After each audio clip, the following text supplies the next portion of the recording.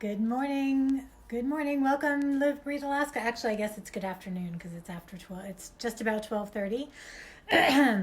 So I'm just going to give a moment for folks to come on into the room so we can work on day three of our 5-day challenge. Very excited for today. Today's one of my favorite exercises. Yesterday we went through how to do the lunge, and the day before we went through doing a sumo squat with a row and then a forward lift. So today we are moving on to exercise number 3. I'm just going to give it a couple minutes, see if we get folks coming in. Otherwise, you can all just do a hashtag replay and let me know that you're watching this on the replay and let me know how it goes for you. I'm also curious to know how people are doing with the challenge so far. Are you doing the exercises? Has it been working for you? Let me know. Go ahead and post it here.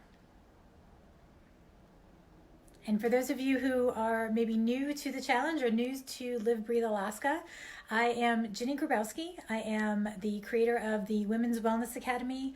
I have a master's in exercise science and health promotion, and I have been helping men and women to lose weight, get fit, and to change their health for the last 16 years. And I'm excited to be here today, partnered with Live, Breathe, Alaska for the 5-day challenge. And the goal for this is to make sure that we are moving while we are not able to go outside or we're not able to go to the gym in the way that we normally would. So for today, I see we're starting to get people come in. So I'm going to go ahead and dive right into it. Today we are doing a squat with an overhead press. So a couple things to keep in mind with your squats. Number one is you should be feeling them in your glutes and in your hamstrings and in your quads, but not in your knees. So if you've had problems in the past doing squats because you feel them in your knees, I'm going to talk today about a few ways that you can avoid that. Most often when people have problems with their knees in squats, it's most often due to positioning more than due to something being wrong in the knees. Having said that, if you know you have problems in your knees, you may want to try a different variation on this. So again, we're going to be doing a squat with an overhead press. If you have any questions while I'm going through demonstrating the exercise, go ahead and post them here. I will be able to see them and I can respond to them. The goal is to have me be like your own personal trainer. So if you have questions, chances are someone in the group is going to have that same question. Go ahead and post it and I am happy to answer it here. So you ready? You're going to do these with me? I can't see who's on. I'm not sure why today it's not letting me see who's on. I see that we have some folks here for the challenge. So today, day 3, overhead squat with or a squat with an overhead press.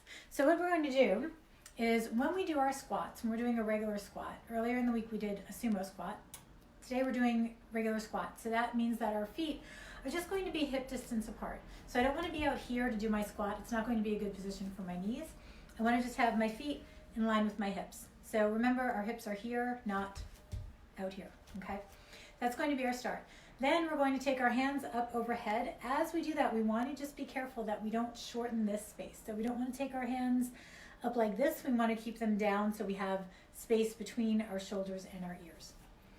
From here, what I'm going to do is keep my hands up over my head as I come down into my squat. I'm going to demonstrate it this way and then again from the side so you can see what's happening.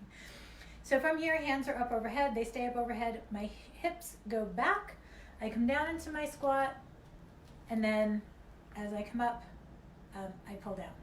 So we're going to put that all together in just a second. I'm going to do it from the side. So a couple things to keep in mind with your squat. Again, I want my feet are still hip distance apart. As I come down into my squat, my hips are going to go back first. What I see happen often when people are doing squats is they come here. And if I'm coming here, chances are it's going to hurt my knees a lot because I'm putting all of the pressure onto that joint. And what I want to do is put my pressure farther back. So start by taking your hips, stick your butt out. And then from here, hands stay up overhead. I'm going to come down as low as I want. So often when we're getting into squats, the other thing people think is that they have to go down a certain amount. You don't necessarily. You can go down as far as feels good for you. The trick is when you're coming up. Because when you come up, you want to put your pressure onto your heels so that you get all of these muscles in the back of your legs to work. As you're going down, you'll probably feel it here. Coming up, it should be all back here. So you ready? We're going to do this together. I take my hands up overhead, take my hips back to make sure I'm in the right position to start with, and then come on down. And then as I come up, I push on my heels and I pull down. So I'm coming down and up and down and up. So as I come up, I'm going to, again, work on that squeezing down. A couple of options there. If you have dumbbells, you're welcome to use dumbbells and work the more of the push as you're coming up. And so instead of your body coming up and your hands coming down, what that would look like would be a little bit different. So we would come down here, same thing, the squat position would still be the same. Hands are up, I'm gonna come down, come here, and then as I come down, now I'm gonna work more on that push up and come back. So it's more of a pushing up, and that's going to be especially beneficial if you have dumbbells that you can use. If you don't, you can still create the resistance as you're pressing up. So things to keep in mind with your squat. Again, like I said, you wanna make sure your hips are going all the way back. You wanna make sure that you don't fall down here in your squat. I see that happen a lot too with clients, where they'll, instead of coming down and working on this, what they do is they kind of do this. And they think that's their squat. Best way to avoid doing that and having all of that hinging going on through your back is to keep your eyes on something that's straight ahead of you, because that will help to keep you up here, which should help to keep you up then as you're coming down here into your squat. Okay? So it's that come down, push up. So now we're on day 3. Your goal is to do each one of these exercises for 1 minute each, go through 3 rounds. So what that would look like, for instance, we started with our wide sumo squat, right? So our feet are out wide. We come down, we hinge forward, we pull, and then we come up. We do that one for a minute, then you can just turn. And then again, we're in our lunge, we're coming down and we are going out to the side. Or we're doing our bicep curl. Then we put it together here. Arms come up overhead, come down and up and down and up.